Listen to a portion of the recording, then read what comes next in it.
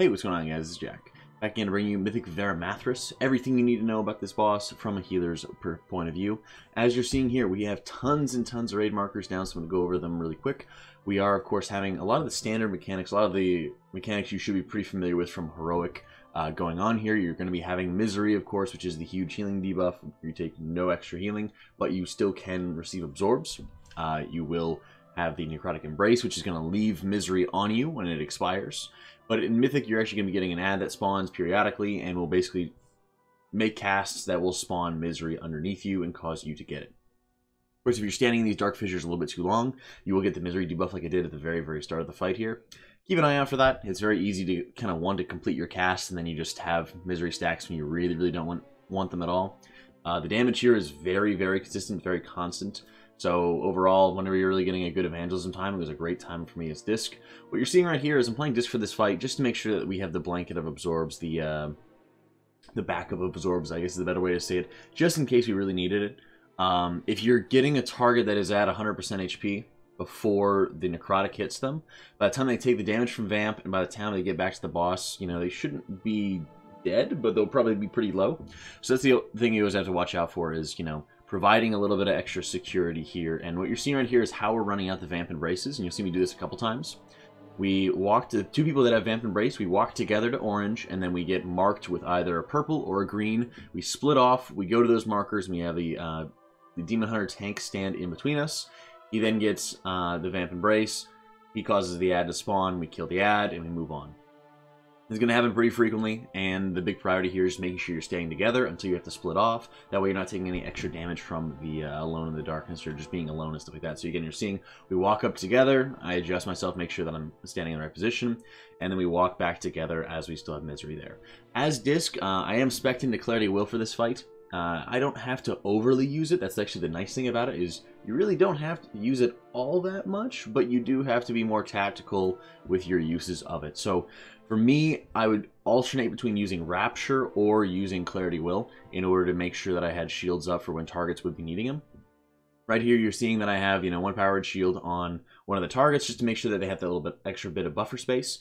I see Meowing is dropping pretty low here, so I'm just trying to get a little bit of healing off, and I get my powered shield back. So he's already around a bracket of like 40-45% as it's ticking off, so I didn't really have to stack up any shields there. But I decided to apply an extra powered shield just in case anything else was going to really be going on. The thing about this fight is, as long as you're following the mechanics, there's not really any extra damage that you should be taking, you know. The extra damage will really come from, for example, just being out of position, not standing where you need to be, things like that. So it's very predictable in the damage patterns that you can be expecting here. Right here, you're seeing, for example, I have Rapture up as we're having another Necrotic going out. So as I'm running my mechanics out, I'm also shielding myself, I'm also shielding my partner Meowing, and making sure that both of us are staying covered at all times, just to be sure that we're, you know, getting everybody topped off, because I am the only person using absorbs on this fight.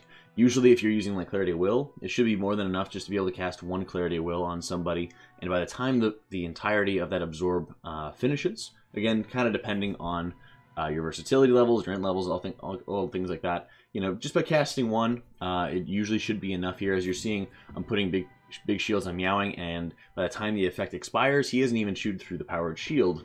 He's still working on chewing through the Clarity Will. So you really don't need that much in the way of absorbs, but you do need to be tactical. You need to be very aware and always watching those targets every single time that you're using it. And from a healer, if you're able to add in a little bit of extra damage from the ads when they pop out, they don't have tons and tons of HP, and usually every single DPS should be focusing them. So you're seeing that one that's just spawned on the boss right there, utterly annihilated in an instant. It's great if you're able to add in a little bit of damage and stuff like that, but if you're going to be trading off the option between healing the raid by getting a full penance into the boss, or getting 1 or 2 ticks of penance and then the ad is just dead, then you need to really evaluate, you know, the necessity of the healing and how valuable the healing is going to be, and what is required really on this fight. This fight is about 5 minutes long, so mana usually isn't too much of a concern here. As you're seeing, around 10%. I'm kind of running on fumes, but I'm trying to make sure that I'm watching myself and getting those Clarity Will shields out and still making them a priority here.